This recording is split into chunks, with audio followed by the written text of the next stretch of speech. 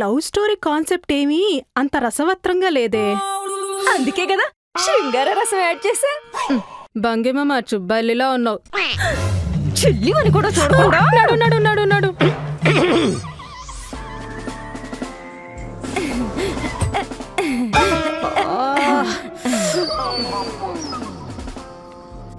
నన్ను చూడలేదా?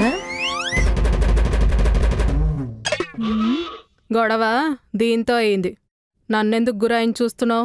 అవును, నన్ను చూడండి, నన్ను చూడండి, నన్ను చూడండి. కళ్ళలోంచి కాంతి వచ్చేస్తుంది, దాన్ని చూడండి. నా బ్యాగ్లో పెట్టిన 100 రూపాయల కట్ట తీసేవా? బ్యాగ్ కట్ట ఎక్కడున్నాయి? అటక మీద. అక్కడెందుకు పెట్టావు?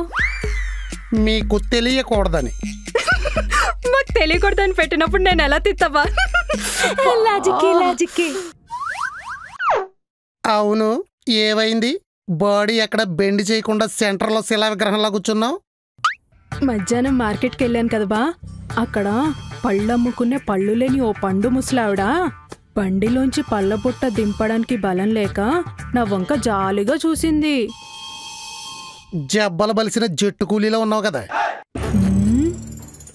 గంప దింపి ఎత్తి నెత్తి మీద పెడితే నా నడుము పట్టేసింది. సాయి అనుకున్న చెడ్డ గుణం అదేనే, ఎదుటి వాళ్ళకి మంచి చేయించి మనకు చెడు జరిగేలా చేస్తుంది.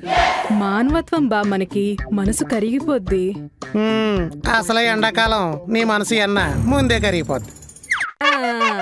నీ నడుము నార్మల్ గా అవడానికి నా దగ్గర బ్రహ్మాండమైన ట్రీట్మెంట్ ఉంది. ఆయింట్మెంట్ లా రాస్తే పని అవద్దు బా, ఎన్ను పూసలో ఎక్కడో ఇరుక్కెట్టేసింది.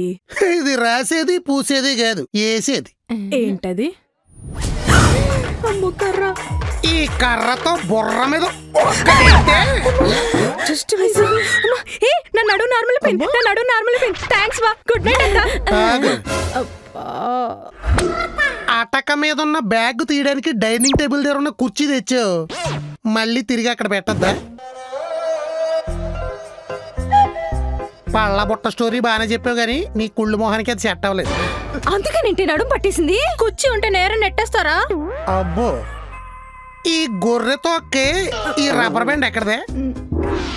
చెప్పవే, బ్యాండ్ ఎందుకు భయపడుతున్నావు? ఇది నేను బ్యాగ్ లో దాచిన 100 రూపాయల కట్టక పెట్టాను కాబట్టి.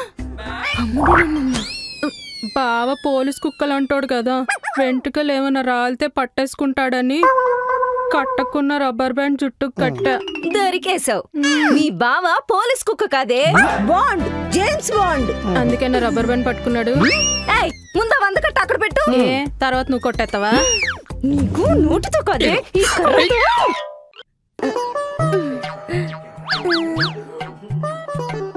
బాగున్నావా? వెళ్ళిపోతాడేంటి? ఎలా ఉంది? ఎలా ఉంది? కర్రకి చీర కట్టినట్టుందా? శ్రీ ఆగు! ప్రేమ అంటే ఉప్మా లాంటిది, ఎప్పుడు జీడిపప్పులే కాదు, అప్పుడప్పుడు అల్లం ముక్కలు కూడా వస్తాయి.